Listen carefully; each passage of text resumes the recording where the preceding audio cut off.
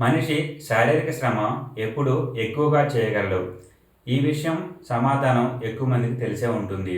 సరైన ఆహారం తీసుకొని శారీరక శ్రమ ఎక్కువగా చేయగలడు. మరి మానసిక శ్రమ ఎప్పుడు ఎక్కువగా చేయగలడు? దీనికి సమాధానం కొంతమందికి మాత్రమే తెలిసి ఉంటుంది. మానసిక శ్రమ అనేది శరీరం తయారు చేసే శక్తి బట్టి ఉంటుంది. మనము అవసరానికి మించి ఆహారం ఎక్కువగా శరీరానికి అందిస్తున్నప్పుడు శరీరం తను తయారు చేసే శక్తిని తగ్గిస్తుంది.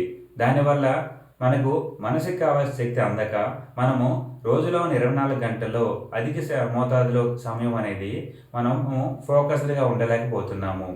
మనం సరిగ్గా గమనిస్తే శారీరకంగా అధికంగా పనిచేసే అవకాశాలు తగ్గిపోయాయి. ఇప్పుడంతా మానసికంగా ఎవరైతే అధికంగా శ్రమ చేయగలరో వాళ్ళకి మాత్రమే అవకాశాలు ఎక్కువగా ఉన్నాయి. ముందు ముందు ఇంకా ఎక్కువగా పెరుగుతాయి.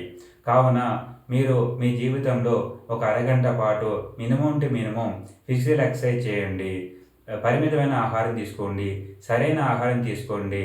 యోగా గానీ, ధ్యానం గానీ చేయండి. దానివల్ల మీ శరీరం మీద, మనసు మీద మీకు పట్టు వస్తుంది. మీ జీవితంలో కొంచెం ముందుకు వెళ్ళడానికి అవకాశం ఏర్పడుతుంది.